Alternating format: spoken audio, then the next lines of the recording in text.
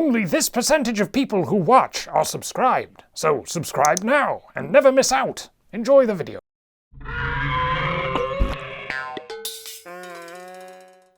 So I think everyone who is into dinosaurs, or who was into dinosaurs as a kid, had their dinosaur book, their thing that they referenced. Like this is the source of dinosaur knowledge in this household. Maybe it's the DK encyclopedia, maybe it's, if you're a little younger, Dr. Holtz's book. For me, my dinosaur books were these. The Atlas, or in some regions Orbis, Partworks, Dinosaurs, exclamation point.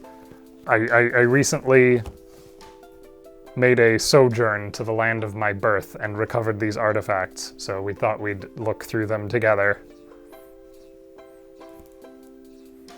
So this is the first issue. Oh, incidentally, I'm doing something completely unthinkable and taking them out of the protective binder for the first time in like 20 years.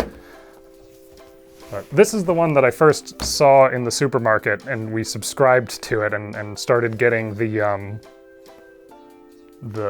Tyrannosaurus skeleton parts every month. Which was the most exciting.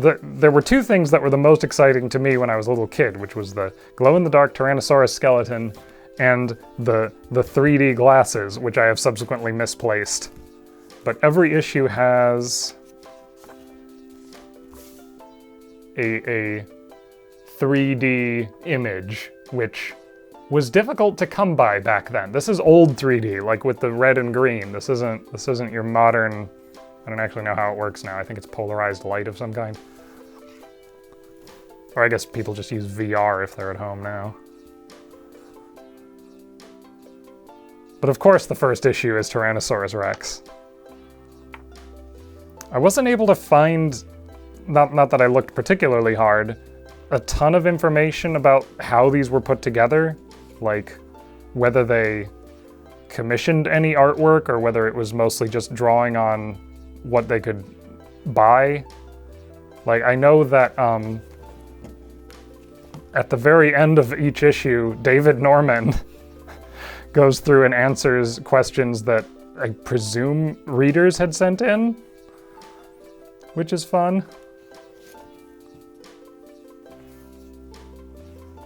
Oh, this is a cool way of representing deep time.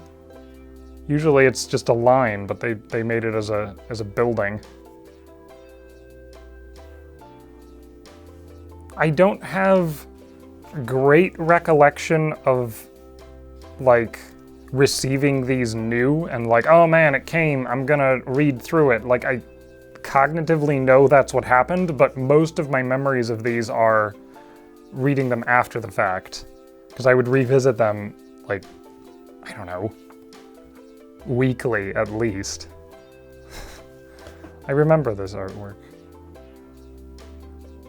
There's something, so this is the Tyrannosaurus that's on all the covers, where it's got its unusually chubby cheek, but then very small temples. And they just cut it out. No differentiation of the color of the rictus either. And pronated hands. The artwork on the whole is just a mixed bag. Like, you've got, let me see if I can find a good example.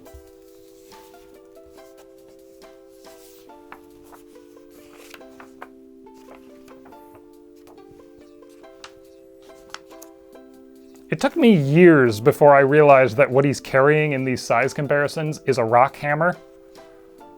I had no idea why he was offering each dinosaur a flower. Or she, I guess it could be a woman with her hair up in the hat.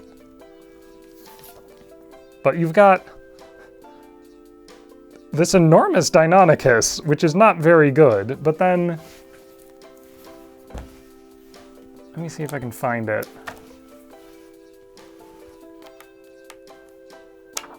Is it in issue 5? I think it was in issue 5.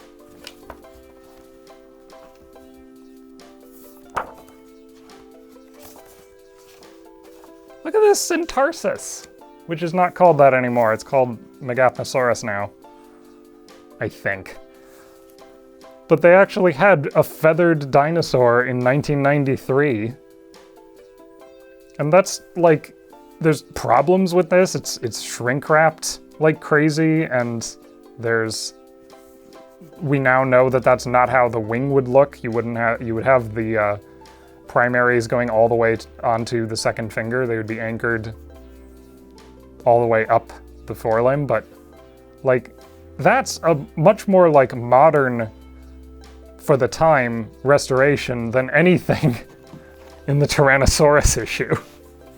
Also, I noticed just now today, I noticed that the Pteranodon on the binder cover has teeth in its mouth, in addition to just being kind of a flying penguin. It's got a big beanbag looking body on it. Also mixed bag on like tail dragging. You know, they've got this ballet dancer of an Edmontosaurus here, but then they've also got a Brachiosaurus dragging its tail. Just all over the place. Ah, this image!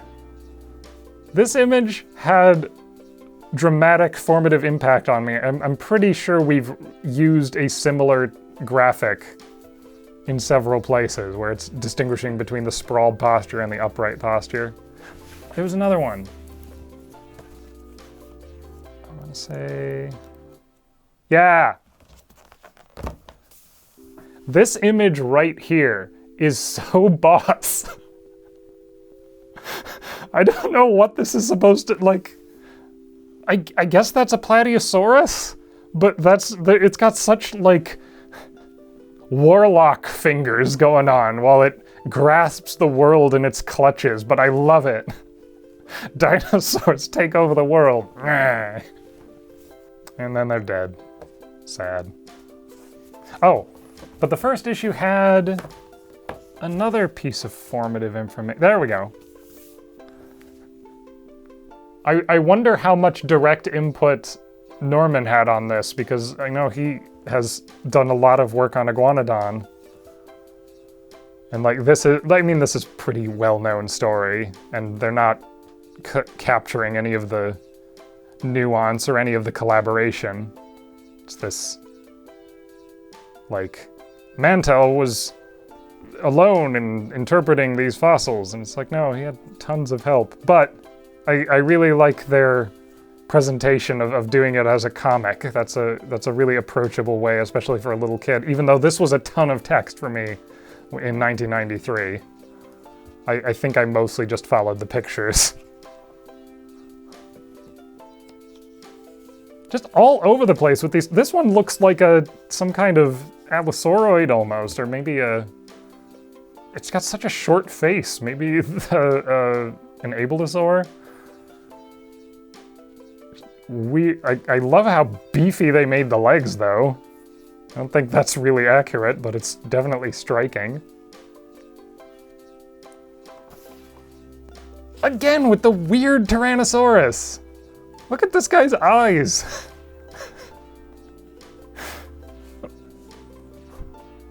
Also, this artist struggled mightily to depict a Triceratops from that angle, which is a difficult angle. I'm not going to judge too harshly. Maybe we could do like post-processing to try and show what these look like in 3D. They're honestly kind of underwhelming now because they're just a model, like a diorama that they photographed, because that's the only way you could do 3D back then. CGI existed, but you weren't gonna do that for your monthly part work.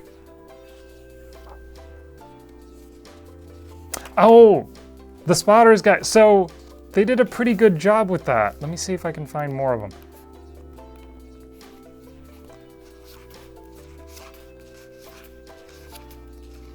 How there was always some kind of comparative anatomy point to each of these.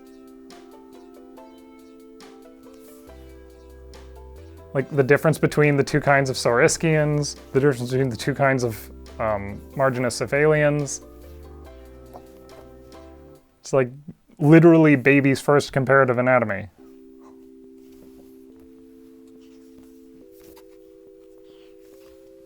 Sauropod vertebra picture of the week. Use a jumping off point into how you looked at other books and media. Sorry, this particular image has a specific smell associated with it. I can't just, it smells a lot like a new video game. I don't know if there's a modern equivalent to this, because people don't buy physical media anymore. It's that smell of like fresh plastic, because it's got these glossy pages. I know at some point I definitely graduated to other dinosaur media, but it was before the internet. It was really random what media you had access to. Like, our library in Lamont had a few books on dinosaurs, but the one I remember most strongly was more of a almost like it was narrative focused. It was just showing the story of prehistory. It wasn't really a expository document. There's another set of pages. What do you call one of these? Spread. There's another spread like this somewhere in here where it's all just different dinosaur tales. And whenever they do this black background with bright geometric shapes, I wonder if like these layouts have lodged in my brain and are responsible for the styling I gravitate towards when we're making Your Dinosaurs Are Wrong. Oh, Time Detective. This is another one that was too much text for me, but they actually did put effort into like showing, okay, how do we actually restore these animals? What goes into paleontology?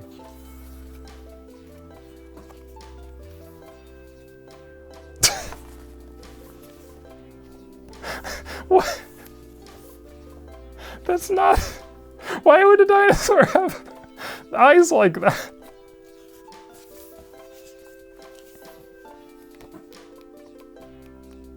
Oh, there it is. Here's the one that's all tails. Oh, and look, they've even got like geometric shapes overlapping other, like they've got the irregular polygons, which I also use. I wonder if this was, yeah, I wonder if this has embedded itself in my consciousness about this is how you present information. Did I miss the Iguanodon issue? I did. Oh, this is the Iguanodon issue. Can I get it out of the binder? I can.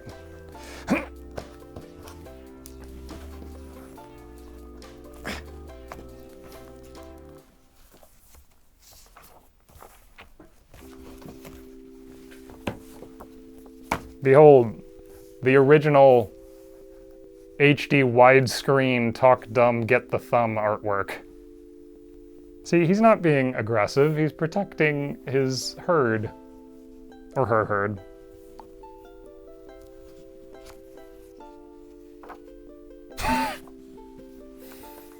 Oh, where's the...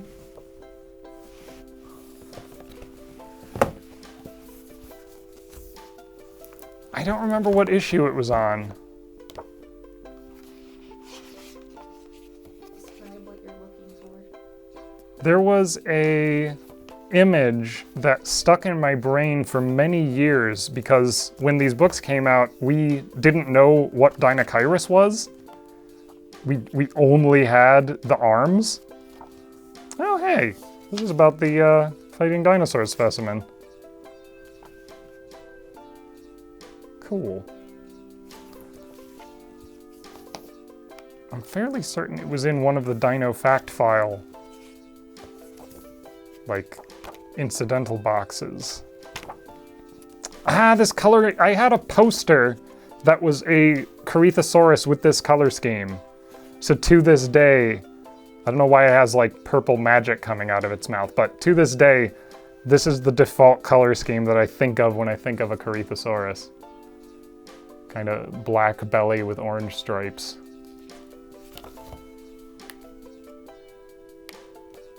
There it is. As most of you probably know, until relatively recently, we didn't have anything from Deinocheirus except for the titular arms, or eponymous arms.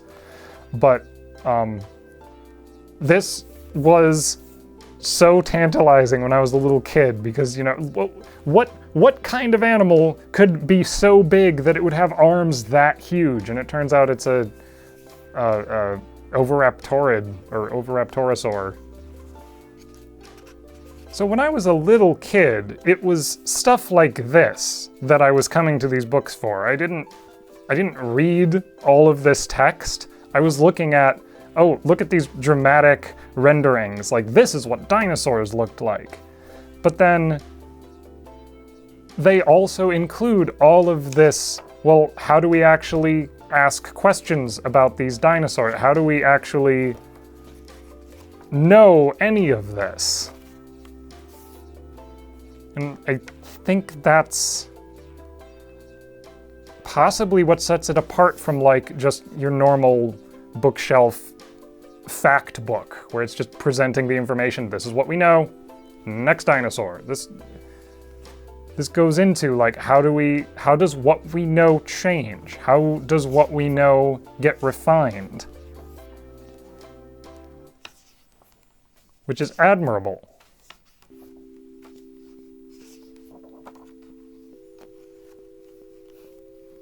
Oh! I think this might be the origin of a meme. Let me see if I can find it.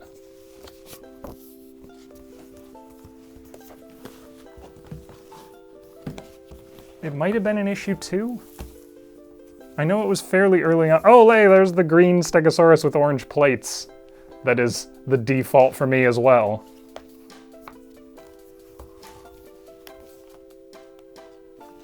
That's just a dragon.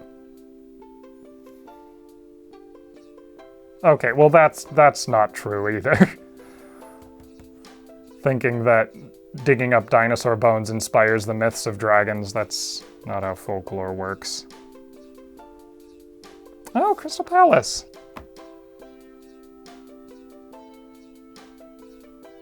I remember this. I had this, so this left me with the impression that the dinosaurs were inside the building, when no, they were always outside on the grounds, and that took me a fair while to understand. I'm looking for the history and pictures about the bone. There it is! You've put the head on the end of its tail. Martian cope. We'll make that video eventually. Look at this shepherd with his bone hut. I assume this is an artist's impression, because that's a very, like, pat way to portray a house made out of dinosaur bones. Oh, this is a cliffhanger. Oh, there's multi-part. Like some kind of subscription.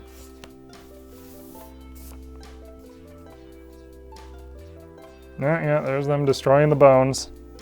But the race for bones continues. Okay, that's not exactly the spin that I would put on it, but it is for kids. That's a really cool graphic. Put that on a pirate flag. There's the Syntarsis. They were proud enough of it to put it in the preview for issue 5. I don't know, I hope I'm not, like, overselling these, because at the end of the day, I was mostly interested in stuff like this. Just, here are the pretty pictures of these animals, and the sort of methods section wasn't as interesting to me, so this was not responsible for me getting interested in paleontology in a scientific way. That came later, because obviously I was 6. But I do wonder if these planted some seeds that later bore fruit. Oh, where was... Is this the over... Yeah! This is the Oviraptor issue, and I should have known.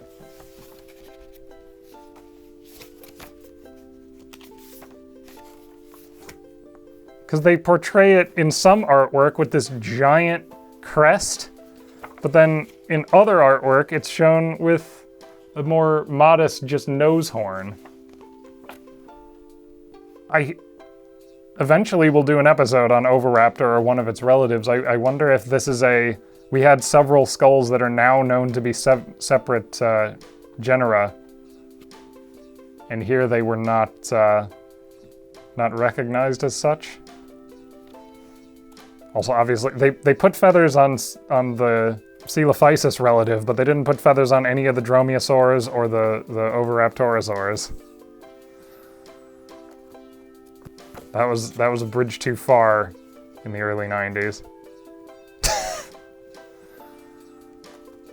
That's fun. That's a lot of Ramphotheca to put on a Gallimimus. I guess I can't prove that it's wrong. I really appreciate some of the typographic choices they made. Like how every section has its own little decorative first letter for the text. You've got the Tyrannosaurus outline for these, but then you've got the globe for Dinosaur World. There was it in this issue or was it in... It was in this issue. There's this depiction of like the most idealized dinosaur dig in the world, where they're excavating down here and look at all these complete, fully articulated specimens ready to go in the rock. Also, it makes no sense that there would be a Triceratops below a... Also, they're all buried vertically. I suppose since it's an illustration for kids, and you just need to show them the idea that, well, they're digging these out, but there could be more over in the rest of the rock. Like, it's not meant to be a perfect representation of what a dig is like. It's just a diagram more so than an illustration. Okay, so we still didn't have dinosaurs includes birds yet. Because they talk about how pterosaurs were non-dinosaurs, but then we have Archaeopteryx, which I'm not sure whether it was a bird or a reptile, because that wasn't clearly established yet, I guess. Or no, it would have been. Maybe it hadn't filtered down to popular media. Any opinions on Norman? Hey! We're a little late to the party, but dinosaur with pinnae. When I first opened these up, after not looking at them for at least 20 years, seeing David Norman, whose work I am now much more familiar with ever since the Iguanodon episode and since trying to do a follow-up on Solidosaurus, it's just like, oh, this is all your fault. I mean, it isn't, but... This looks a lot like that Iguanodon that we were sent.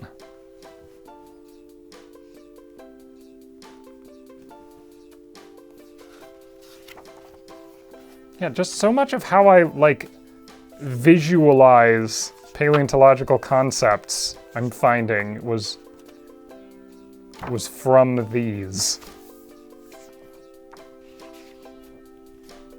I don't know how I feel about them being called monster facts, though. They're not monsters, they're animals. Clearly, like, the fact that these appeared, or the fact that this first issue appeared in a supermarket in my random town in Illinois, is a result of the huge wave in popularity of dinosaurs once Jurassic Park came out. But the books themselves don't seem to engage with Jurassic Park very much. Like the depictions of... Is there a Velociraptor issue? I know there's a Deinonychus issue. Deinocheirus issue. Somewhere. I remember the cover. It's chasing a little rat-like mammal. That's the Fighting Dinosaurs issue, so that...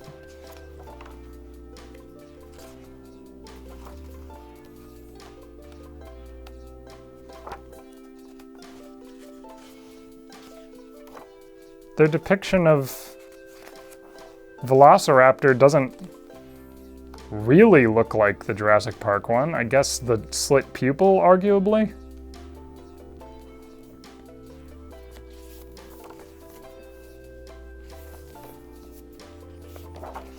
There it is, there's Deinonychus. It's got its pronated hands. I like how I wrote my name on the cover of every single one, like somebody was gonna steal my books. Ah!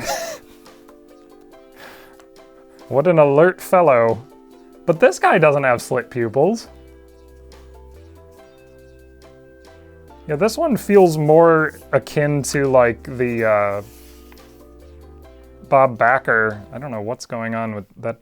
That looks like it broke its toe.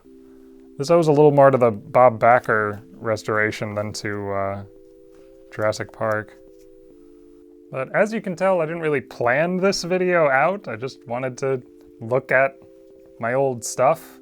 We are hard at work on our next episode, which is Giganotosaurus, but in the meantime, casual hangout looking at stuff from my childhood.